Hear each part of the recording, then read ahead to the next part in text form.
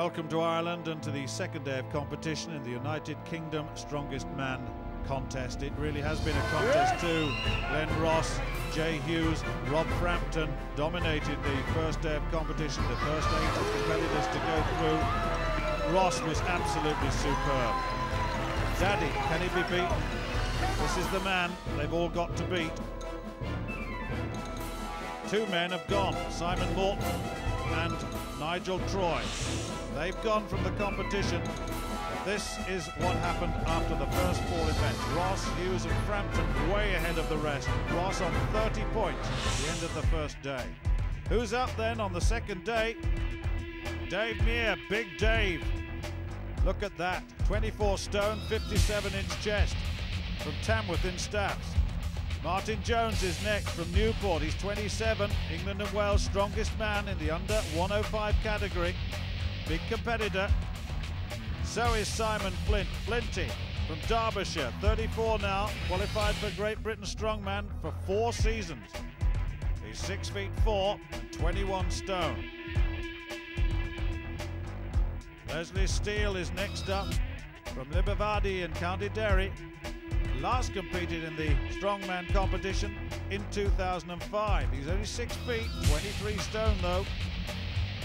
Andy Kearney, Robocop from Scotstoun in Glasgow, Britain's strongest man finalist this year. 20 stone of him, 6'1". Jimmy Marku from Harrow in Middlesex, England's strongest man for the last 2 years. He'll be tough. 21 stone, 5'11". Very, very mobile. Richard Gorvin, Gorilla so-called, from Wimborne in Dorset. Training for only 10 months, but he's getting better. Ian Plews is next. He's 31, been training for 15 years, the former ice hockey player turned strongman. Well, that's how they line up. Well, we can now begin to make our comparisons with what happened last week, and we've got the same events. The first one, the Medley of Pain, and really, Gary, it's a tough one, this. Yeah, this is a very tough one. Once again, they have to do 3 flips of a 410-kilo tyre, run and pick up to the 400-kilo plus railway sleepers, move them 10 metres and finish with a huge stone, 160 kilo, onto the high barrels. But remember, last week no one actually got the stone onto the barrel. It was all done on the basis of time. The difficult part is lifting that railway track in the mid-phase of this event. It really is. For the first 2 to go, Simon Flinty versus David Meir. Big Dave. There's Dave, there he is, on the nearest side to us. 24 stoner. Big fella. And up against Simon Flint. Flint, one would expect, would be a strong competitor in this competition. They both look pretty athletic, and this is all about speed. Remember, they've got 90 seconds in which to flip those tyres, to carry that track and to lift the stone. But really the time is taken once they've flipped the tyres, and again once they've lifted, if they can lift, the railway lines.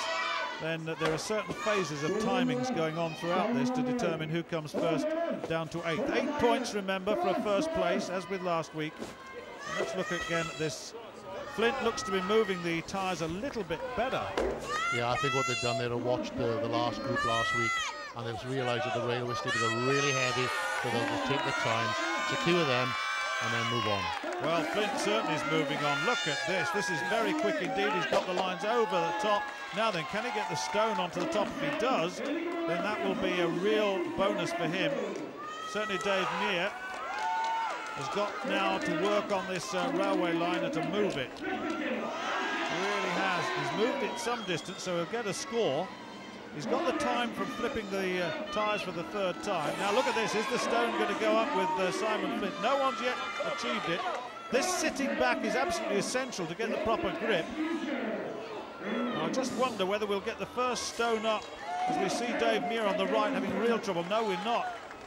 But it doesn't matter because the time was very, very quick with the railway line, Gary. Yeah, I think that's one of the fastest times we've seen so far. Simon is known for his grip and has proved that with that railway walk. But I think he'll struggle with this. Yes, he will. But I think that we'll Well, we're looking at 90 seconds. We've got 5 seconds before the timing's out, and I think that Dave Meir will have to give up on that. He will now, as the whistle will go, and he's gone. There's 1 minute and 30 seconds gone. He's finished. There's the whistle. So Simon Flint wins over David Meir. Have a look at this again. That was pretty competent, wasn't it? Oh, exceptionally good. But it's the width of the grip that makes it difficult. Yeah, the handles are very, very wide, designed for the big, big man. And the stone, as you can see, is even bigger and makes it more difficult. It certainly does. Well, we've got Richard Gorvin and Ian Plews. Look at the mismatch in height there. Certainly Plews on the right of the shot. Gorvin, there he is, big fella. He's 6'3", 21 stone. And whereas Ian Plews is only 5'5". He's got a 52-inch chest. There's a big fella. He's only just over 17 stone, though. He'll find the day pretty tough, I would think. Yeah, Ian Plews is a new man to me. He's only 5'5", but comes a good pedigree. I think he'll struggle with a tyre, but he needs to make sure of that and then get a good time on the railway sleepers.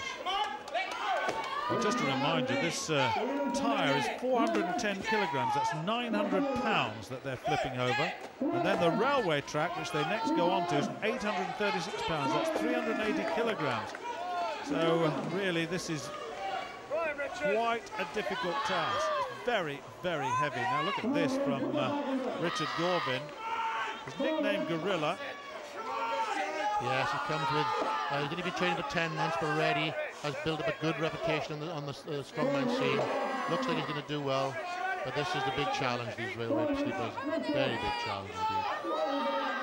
Yes, they are. And the width of the grip means you can't get the weight close enough to the body. When you lift heavy weights, you want to get it as close to the body as possible so that you can control it. But certainly Ian Plews is having real problems. Just trying to get the grip on those handles. It's very difficult now then. Can he move it at all? You've got to start to move. They can't get it shifted at all. Now their times will be, they didn't achieve any movement at all. If they'd moved any part of that rubber line, then they'll get a distance, but it'll be the time that they flicked the last tyre. But now we move on to the next duo of Jimmy Marku and Andy Kearney. And of course, Andy Kearney, he's a big fella too, 6'1", 55-inch chest, 20 stone. Jimmy Marku, playful, 32, security guard, 21.5 stone, 50-inch chest. He's only trained for 3 years, incidentally, but he's a big power lifter. He's got a total of 1,000 kilograms. That's going some. England's strongest man, as I said, for a couple of years, last 2 seasons, in fact. And he really makes that look very comfortable, very, very easy indeed, doesn't he, Jimmy? Yeah, Jimmy is well known on the strongman circuit as proved himself a popular competitor the last few years, and he should make this look quite easy. Wow, that is very, very quick indeed. He's moved it once. Now, can he move it again? Jimmy Marku, then he's got it over. I think it's just over the line. I think it is. And I don't think he's going to attempt to lift the stone onto the barrel, but it's not absolutely essential. And of course, Andy Kearney is having desperate trouble. Well, it's interesting that Jimmy Marku's not gone to the stone. He doesn't have to, does he? He judges it. It's on times, and it's on parts of the event that you're judged. So he's flipped the tyre, he's taken the railway track, so he's done all he needs to do. There it is. Yeah, I think he's playing quite clever here, Jimmy. Jimmy, congratulations. Why didn't you go for the stones? Thank you. Well, it's no point to get out. The stone is a bit heavy, so I've done it before. It's got nothing to prove to anyone. That would do for me. So you're obviously feeling confident moving ahead towards the rest of the competition. I'm quite confident and I enjoyed what I do. Come here, do the best. That's all. What are you looking for out of the next event? Well, up all axle. Well, I'd like to get second, third here, which I'm sure I'm going to do, and that's it. Just need to go through. Well, let's just confirm all of that. Jimmy Marku, what about that? 28.01. He gets the full 8 points. Simon Flint, 29.50, close behind, just 1 point down in 7th with 7 points. Dave Meir moved the rails 0.2 metres. He gets 6 points. The rest are timed on flipping the final tyre. I'll just reflect back on all of that. Here you saw there that Flint moved it so very, very quickly. He was beaten in the end by this fellow, Jimmy Marku. Beating on time, didn't go for the stones as you saw. Goodness me, what a challenger he's going to prove to be. Well, that's the end of the first event. We're going to take a break now. Join us shortly for the Apollo Axel.